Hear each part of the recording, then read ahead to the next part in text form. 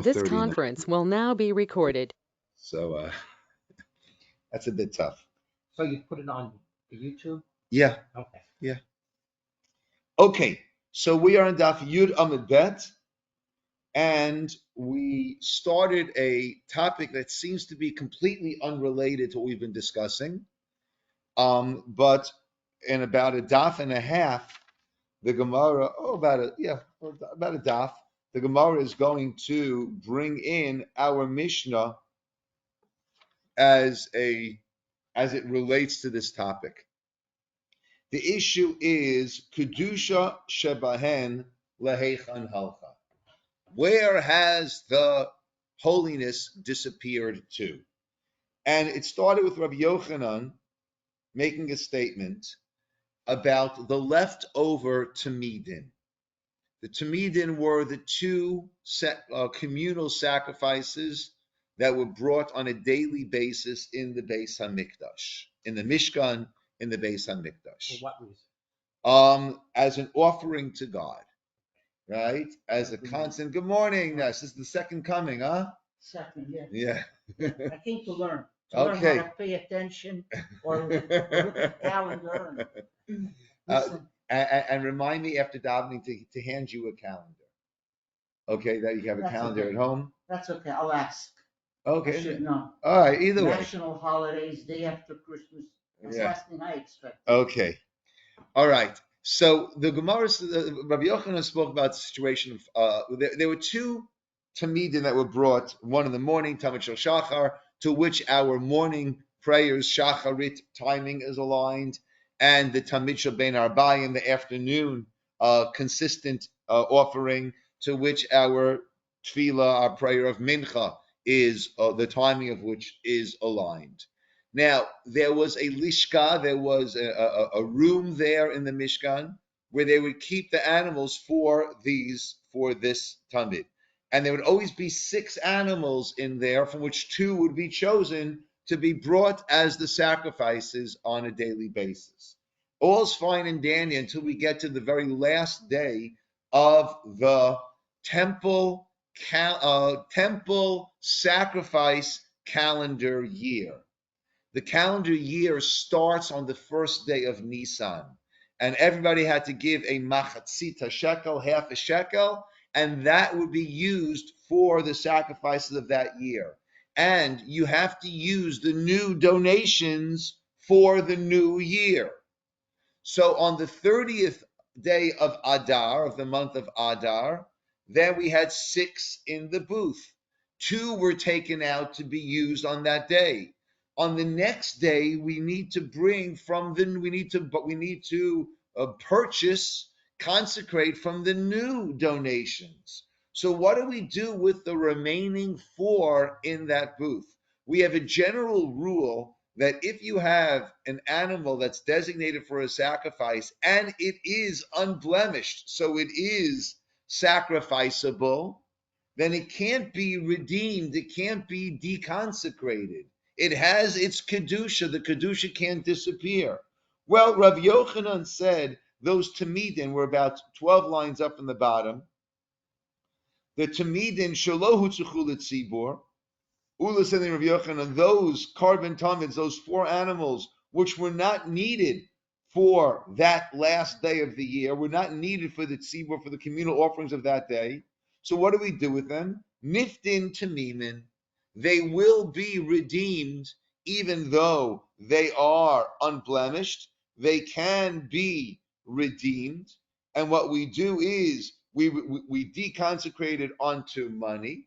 That money is then used for the resurfacing, the gold resurfacing on the inside of the Holy of Holies. So that's used for high level of Kedusha, high level of holiness.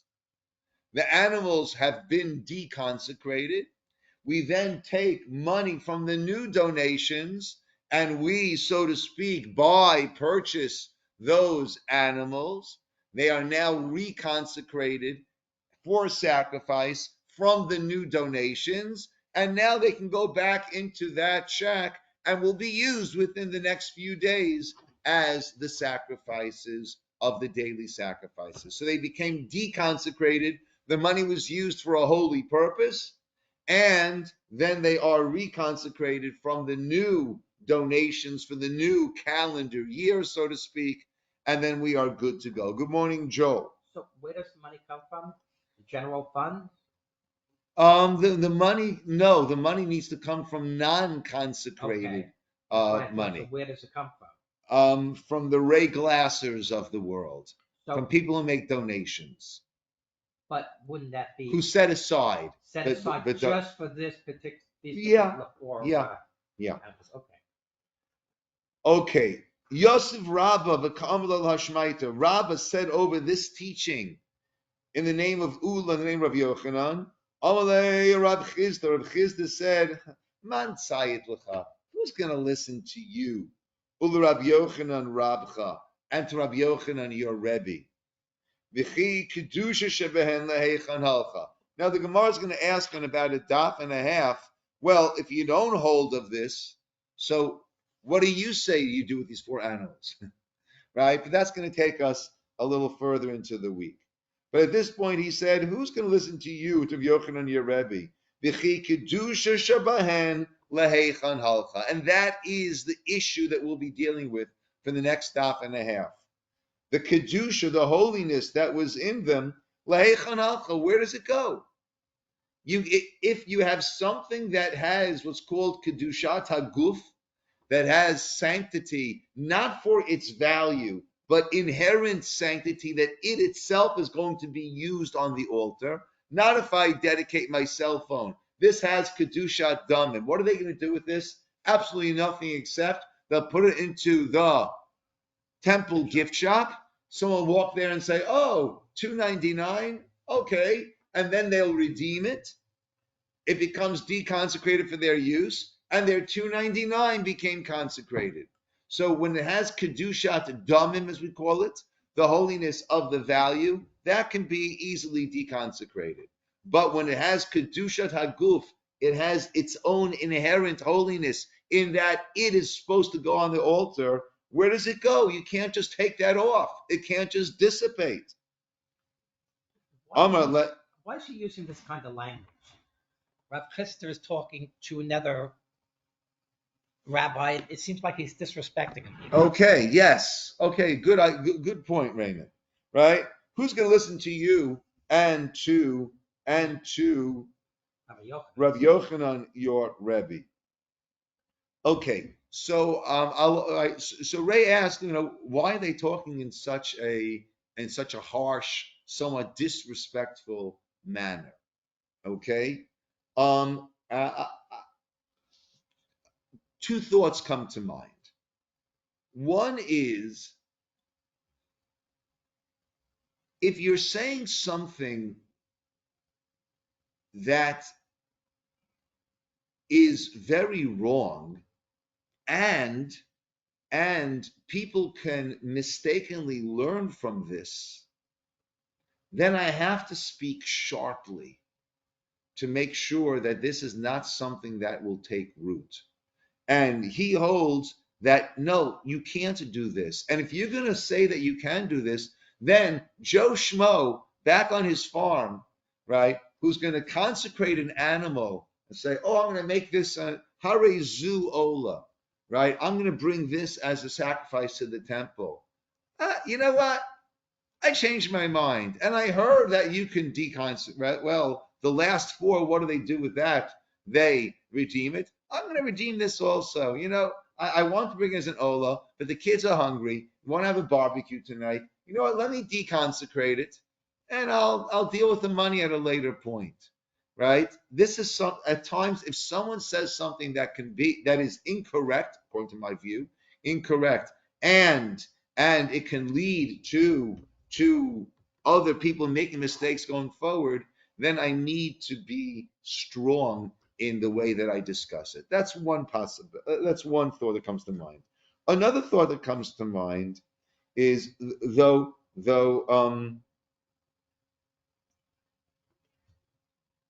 we have an expression the Gemara uses, kinayim v'shachiv rav amar lahashmaita. Rav must have been dozing on and off when he said this, right? Which at first glance seems to be disrespectful, but actually it's very respectful. Meaning, Rav is such a great Talmid Chacham, right? If he said that, he must have been, when we're I used to have a chavrusa late Thursday night, and I would sometimes fall asleep as I was talking. And that's a little bit dangerous because when you dream, you think ridiculous things happen, it all makes sense. Well, when you're falling asleep, you can do the same thing, right? And as I'm falling asleep, I would be talking about the Gemara, and I just starts to say gibberish, and he said, "What?" I didn't say anything untoward. It was just gibberish. It made no sense at all. It was dreamlike.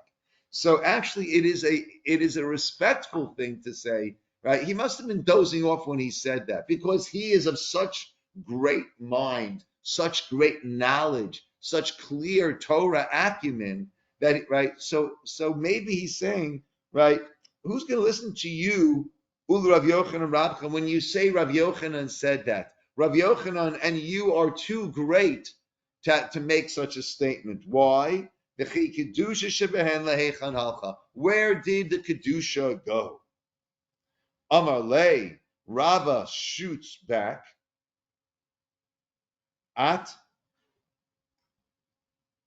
Lo Tizbara. What, you don't hold of the same thing? That things that were set for the altar can be redeemed? I'm going to show you that you yourself agree that there's a situation of something that had kedushat haguf, it had sanctity, inherent, its own sanctity, it was going on the altar, and yet we say it can be redeemed. At lo tisbra, you don't hold to this? That we don't say where the kedusha go. No, the kedusha can be redeemed, can be removed, it can be deconsecrated. Let me show you a case where you yourself agree. Vatnan, didn't we learn? Oh, motar haketoret. Okay, there was also extra ketoret. Ketoret is the incense. There was also extra ketoret that was left over from last year's donations. That once we come to the 1st of Nisan, the start of our new temple sacrificial calendar year, we can't utilize that ketoret from last year's donations. Ma hayu osin ba. The Mishnah says this leftover ketoret, what would they do with it? Mafrishin schar ha'umnin. They would set aside some money that we're going to be using to pay the artisans of the temple. Let's say there was base avtinos, or the ones who would be making the ketoret. So we'd set aside the money to be paying these artisans. Umechalin ota al ma'ot ha'omnin. We would deconsecrate this ketoret onto the money that we want to use to pay these artisans. And then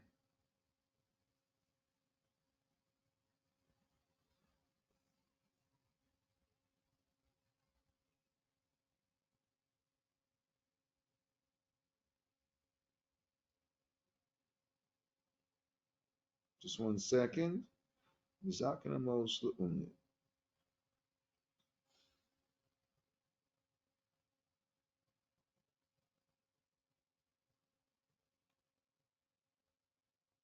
Yeah. So the artisans were paid from the trumot, from the trumat halishka, from the different donations. So they would set aside the money they want to use to pay the umnin, those artisans, deconsecrate the ketoret, the incense onto that, use that to pay them, because they're doing holy work. They can be paid with this holy money. The Ketoret has been deconsecrated.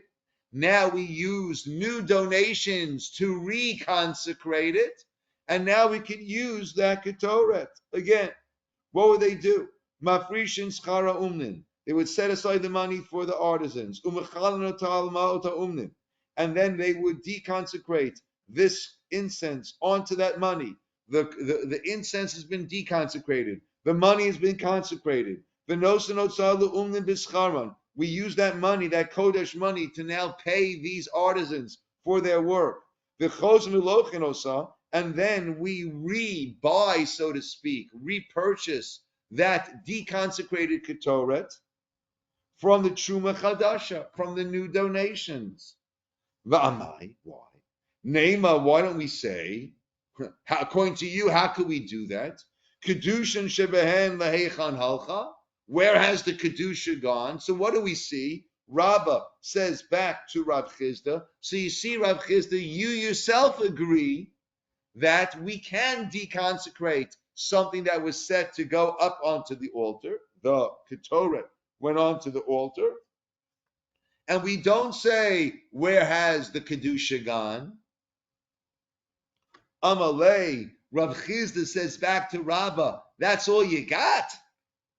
Ketoret kamarta. You talk to me about the Ketoret? Shani Ketoret. The Ketoret is different. Why? The Kedushat Damim Hu. The Ketoret is not considered to be Kedushat Haguf, inherent Kedusha. It's considered to be Kedushat Damim. It's considered to be monetary Kedusha. And that's why it can be redeemed. It can be deconsecrated. And by monetary items, I consecrated my cell phone. We never say, well, where did the Kedusha disappear to? Now, let's just go through, this will be very important to have clear. Let's go through the stages of this Ketoret. You have the different herbs that will be used for the Ketoret. There were 11 different herbs that were used. One of them, famously, is the Chelbana.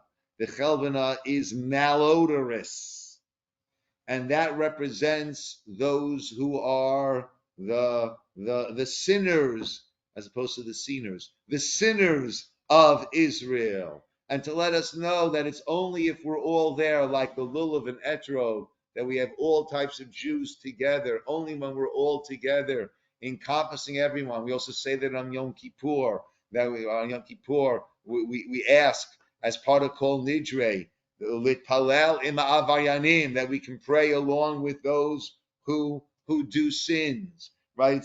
Everyone does sins. We're all together on this. So we have to have everyone in on this. But the first stage is it goes into a machteshet. A machteshet is where it gets ground up, right? That is a certain degree of a kli sharet, of a holy vessel, Like right? A mortar? Yes. Okay. But it's the temple mortar. Okay. Mortar and pestle? Yeah, pestle. Pestle, I think, right? Yeah. It's the temple mortar, right? Now, normally once something goes into a kli of the Beit HaMikdash, it attains the level of Kedushat HaGuf. It becomes, it has this holiness of it itself. Then, when it's going to actually go onto the altar, it's put into another kli, and it's brought to the altar, and then it is burned on the altar. Those are the stages. So, again, Rabbah said, Rav Chizda, you don't agree with the idea that the Kedusha can be redeemed, and we don't say, where did the Kedusha go? Well, what do you say about the Ketoret? Rav Chizda answered, the Ketoret? Shani Ketoret. Ketoret is different. The very top now of Yud Aleph, Amud Aleph, 11a. Why? The Kedushat Damimhu. That does not have Kedushat Haguf. That does not have its own inherent holiness, but rather that has Kedushat Damim. It has, its value has been kadosh, but not it itself. So to which Rabbah responds, oh yeah, it only has kedushat damim. Ela me'ata. Then from now, if that's the case, lo tipasel b'tvul yom. A tvul yom is a person who was tameh. Now, when a person is tameh, there are three stages to his purification process. He goes to the mikveh during the day. He's called a tvul yom. He can't eat consecrated food. He can't enter the mikdash. Now, nighttime comes. He can eat truma, but he cannot eat kodesh or enter the Beit HaMikdash until a korban is brought the next morning, if this truma is one that necessitates a korban. If it doesn't, comes nightfall, he's clear and clean. But if it does, so there are the three stages. There's the Tavul Yom.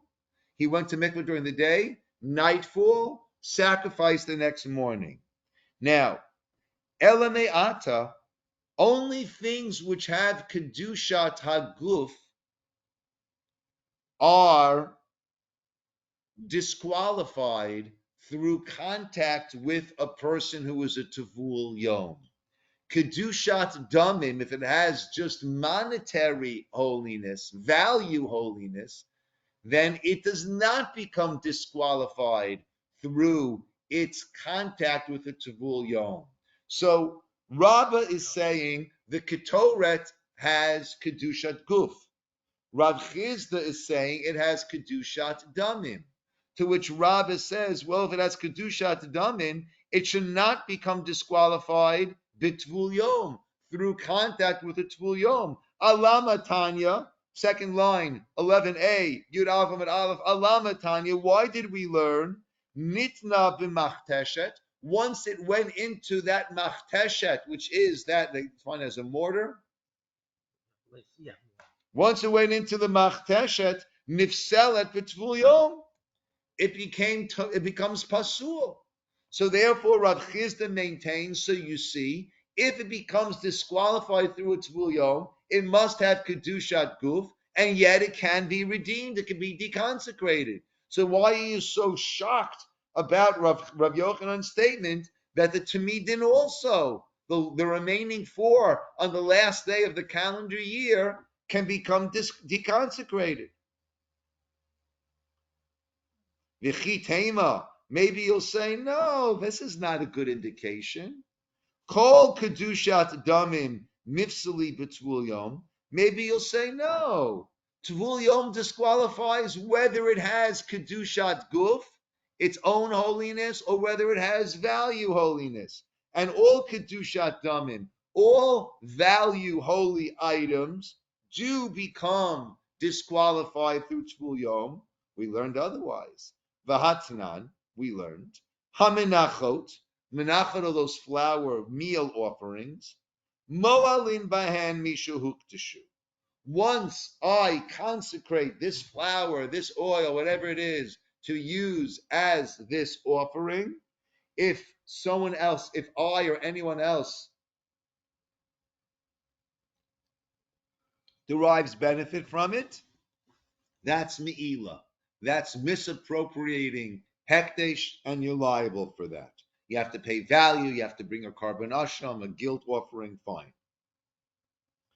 Kidshu b'kli, once it was consecrated in the kli, in a vessel, huchsharu li pasel, now it will become pasul b'tvul yom, from a tvul yom's contact, uv'mechusar kippurim, or if a person who went to the mikvah, this is the second stage, nightfall, but has not yet brought his sacrifices, uvalina, and if it's left overnight, it will become disqualified. Kidshu b'kli in, lo kidshu b'kli lo. So you see clearly once it was consecrated in the vessel, and it now has kedushat guf in. Now it is when the tvul yom will disqualify it. Lo kitchu b'kli lo. Before that, not. Now, at what point does it have its kedushat haguf? Once it was in the kli, the vessel. So you see that once it's in the vessel, it has kedushat haguf. And we say that, and that's why the tvul yom, the guy went to the mikvah and it's still daytime, his contact will disqualify it. And yet we see it gets redeemed. So Rava maintains, so you see, it has kedushat haguf, and it gets deconsecrated. So why are you so up in arms over Rav Yochanan's teaching about those 4 tamidin being deconsecrated, even though they have kedushat haguf? Maybe a better example, a pidyon haben. Are we not? That's a goof. Yes. So Ray is asking, when we redeem our firstborn son on day 30, isn't that kedushat haguf? Not really, right?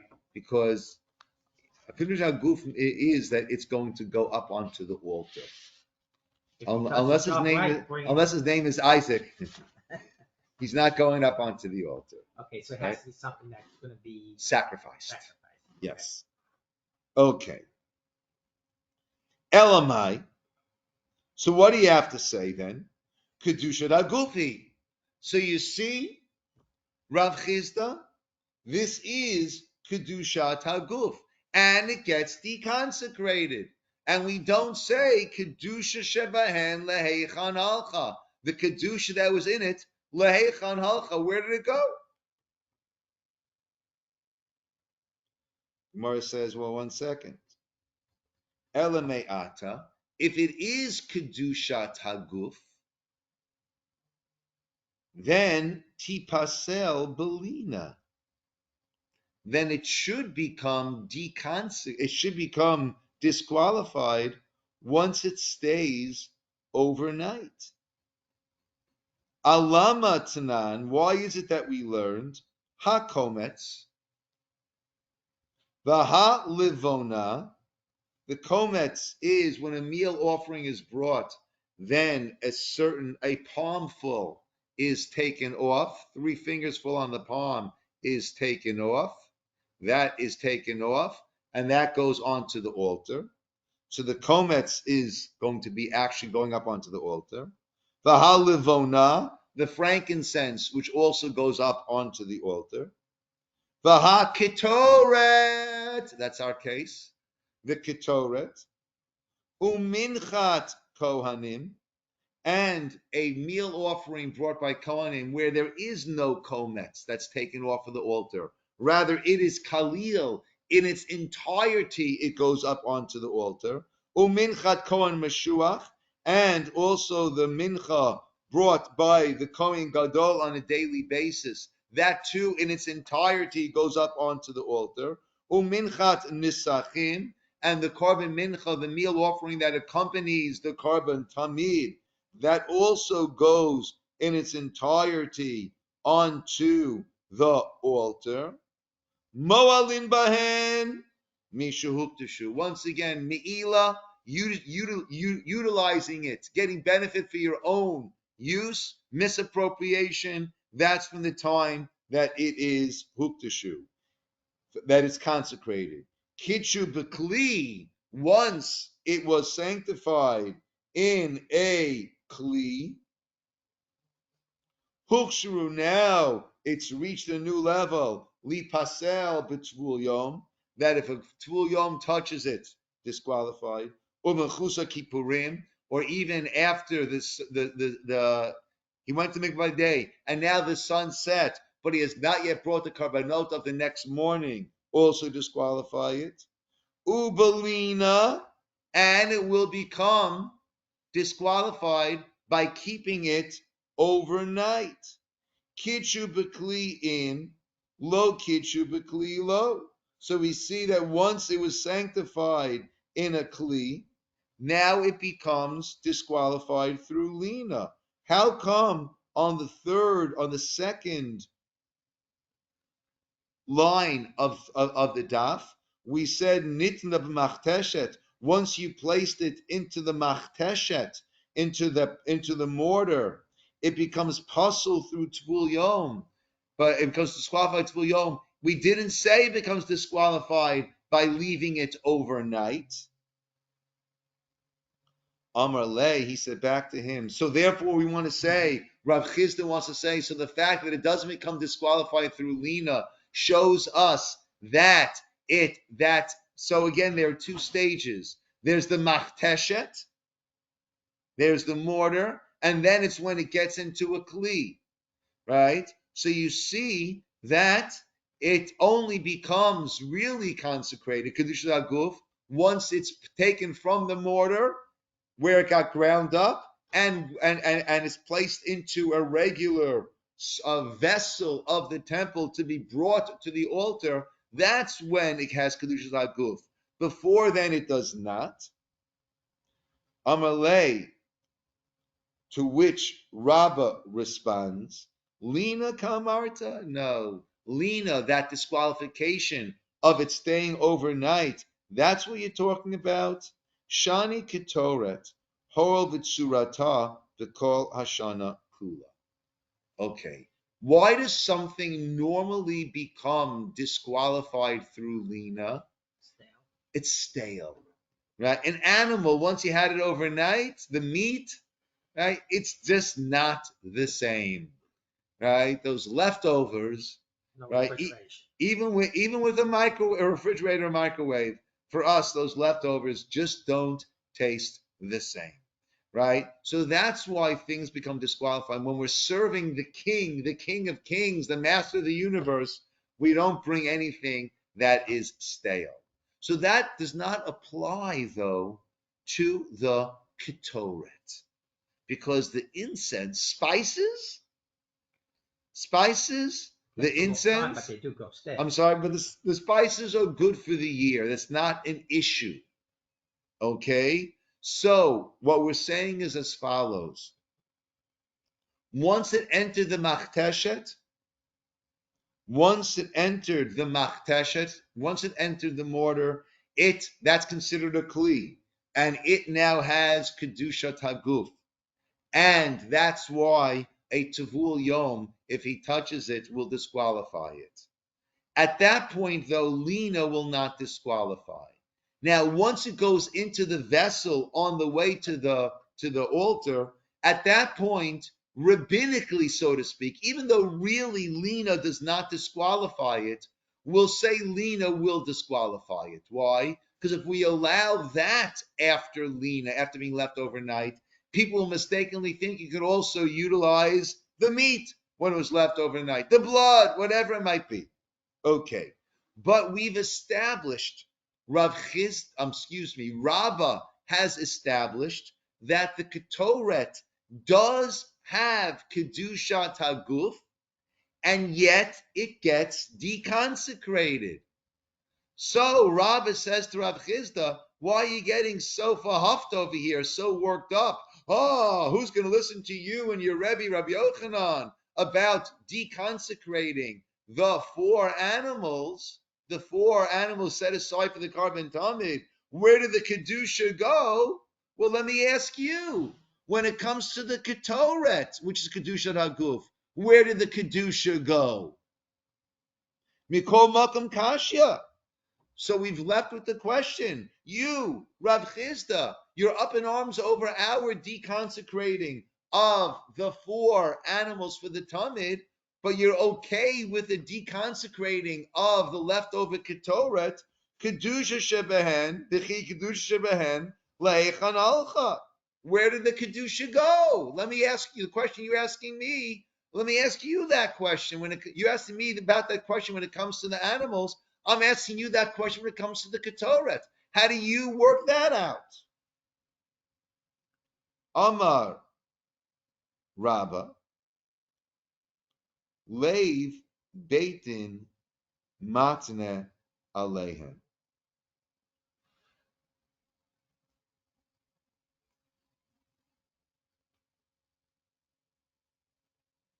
So 1 second. So Rabbah actually seems to be answering on behalf of Rav Chisda. Is there any mention of that?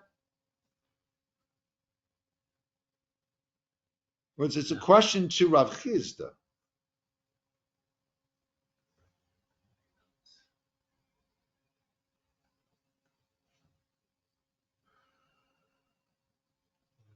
Yeah.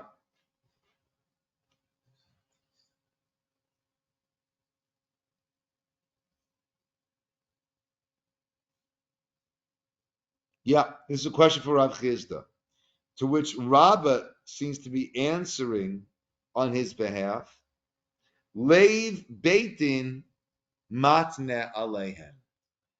The other approach is the lave of the Beit Din, so to speak. The heart of the Beit Din makes a condition, meaning at the time that it was purchased, at the time of its consecration, it was a conditional consecration, that it will not have Kedushat Haguf, only those which will be needed for this year.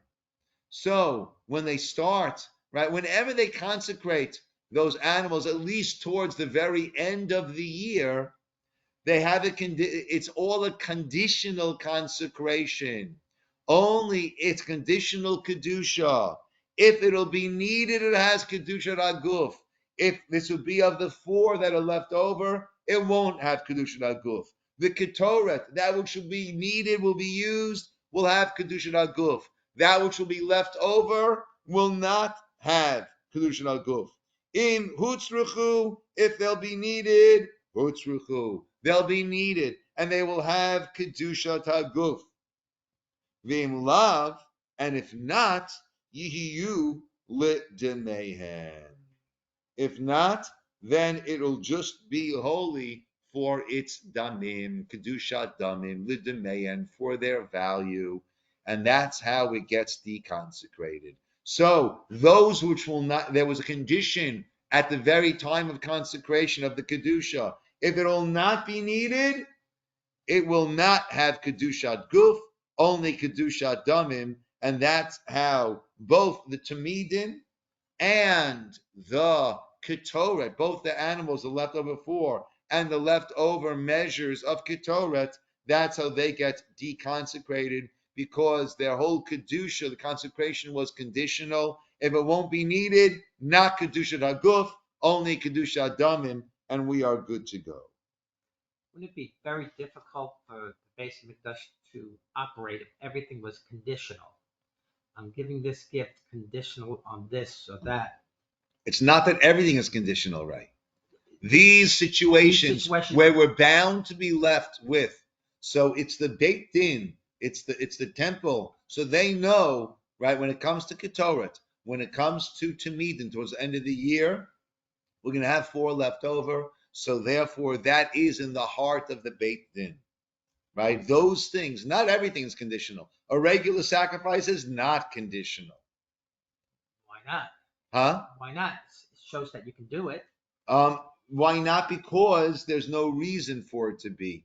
And there is a certain zilzul, a certain cheapening of the Kedusha if I can make it conditional. Correct. So when I need to make it conditional, I do. Otherwise, it is So set. once it went into that treasury. This is the Beit Din. Oh, I'm sorry. The treasury of the Beis Mikdash. Once it went in there. So these are exceptions. Leiv Beit Din matne aleihem. The Hamar, for 1 second. Amalei Abaye says, yeah. The Hamar, who the Amar, but it was you who said back in Mesechet Temura, you said Hikdish Zachar Lidamav, if I consecrated a ram, a zachar, right, for its value. Now, this is an animal that is worthy of the altar. Kadosh Kedushat Haguf. It has kedushat haguf, and it can't be sold once it was sanctified, and it is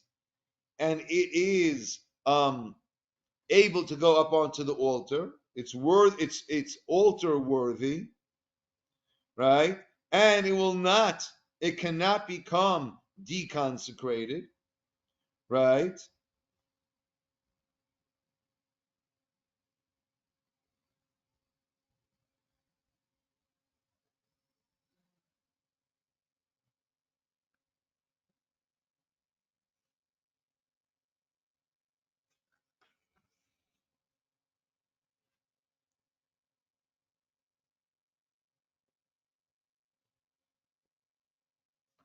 Just 1 second. So why don't we say over here? See here, it's Kaddish Kedushas Aguf. So why don't we say over here the lave beitin, that if it can't be used or it won't be used? Oh, hitish zachar l'damav, right? I only consecrated this altar-worthy animal for its value. I want it to be redeemed. Okay, I don't want this to go on the altar. I'm sanctifying this animal, this altar-worthy animal, like my sanctification of my cell phone, just for its value to be sold.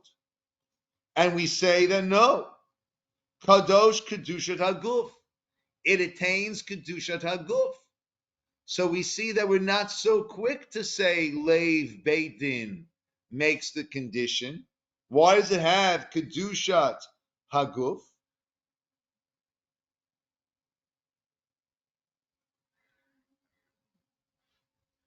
So lo kashia, the Gemara says, ha da amar l'demei ola, ha da amar l'demei nisachim.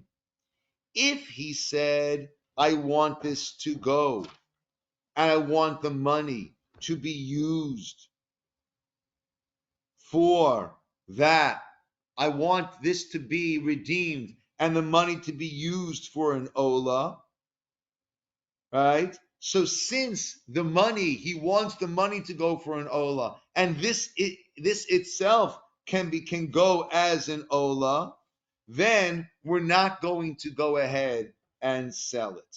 There, it's got to be used for an ola. That's where I said it. But if he said, let it be let the money go to be used to buy the wine libations, even though that also goes on to the altar, but since this can't be used, right? I couldn't pour this animal can't be a libation, therefore, that's where we say that it can, in fact, be sold. And so too over here, right, where the Beit Din made a condition that it should be for the value, right, we said it's going to be used for the gold, to relay the gold, right? So certainly over there it's going to be used as something differently. There it can be the lave beit din can make that condition, and it can be deconsecrated. Okay, tomorrow is Tuesday. Battery's running low. Okay. Tomorrow back to regular time. We'll pick up over here with the concept of lave beitin matna, the beitin mesa condition, and the kedusha. Where does it go? I'm not going to be here Wednesday morning. I'll be here Tuesday and Thursday morning. I won't be here Wednesday morning. Ray won't be here either Wednesday. Okay. So if anyone else would like to lead, then